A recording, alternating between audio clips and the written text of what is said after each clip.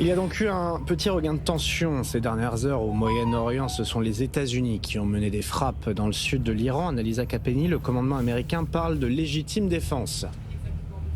Préventive selon le commandement américain pour le Moyen-Orient qui parle de frappes qui visaient à protéger les troupes contre les menaces posées par les forces iraniennes.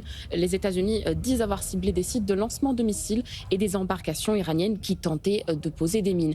L'Iran pour l'instant n'a pas encore réagi officiellement à ces dernières frappes qui violent donc le cessez-le-feu en vigueur depuis le début du mois d'avril. Surtout, on ignore l'impact que ces frappes pourraient avoir sur les négociations de paix en cours entre l'Iran et les États-Unis. Selon les dernières déclaration de Téhéran, qui date donc d'avant les frappes, des progrès ont été réalisés dans les pourparlers avec les États-Unis, mais un accord n'est pas imminent. Marco Rubio, lui en revanche, le chef de la diplomatie américaine, est plus optimiste. Ces frappes ne changent rien, selon lui, dans l'équilibre des négociations. Pour le secrétaire d'État américain, un accord reste possible dans les tout prochains jours. Encore des frappes. Les Américains parlent de frappes préventives.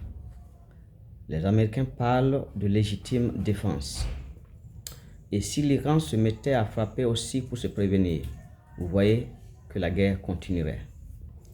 Alors finalement, on se demande si Trump veut vraiment la fin de cette guerre.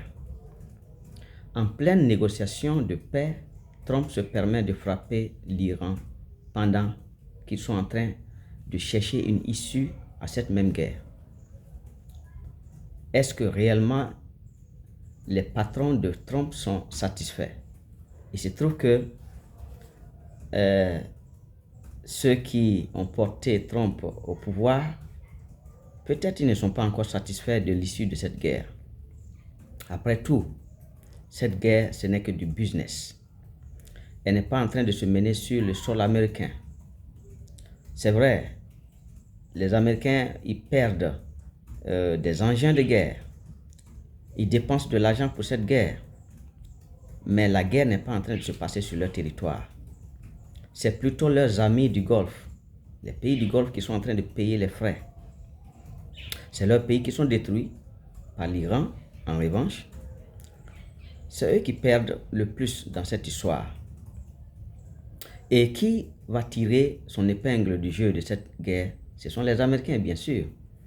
Les patrons de Trump, les grandes multinationales, les grands lobbies, les grandes firmes, les grandes entreprises, c'est eux qui vont tirer leur épingle de ce jeu. Tant qu'eux, ils ne sont pas satisfaits, cette guerre ne prendra pas fin. Parce qu'après tout, ce sont les affaires. Parce que les pays du Golfe qui vont être détruits, pour les reconstruire, ce sont les entreprises américaines qui vont les reconstruire. Et ça fait beaucoup d'argent. Donc, il est clair que ce qui pousse Trump à continuer cette guerre, c'est simplement que les commanditaires de cette guerre ne sont pas encore satisfaits. Sinon, je ne vois pas qu'est-ce qui pourrait justifier ces différentes frappes en pleine négociation. On négocie pour avoir la paix, on négocie pour que chacun soit tranquille, et pendant qu'on est en train de négocier, tu te mets à frapper dans le dos. Alors, finalement, qu'est-ce que tu veux? Et tu parles de légitime défense, que tu frappes pour te prévenir. Tu frappes parce que tu ne veux pas être surpris par l'ennemi. Ben, si l'ennemi choisissait de faire de même, vous voyez que la guerre va continuer.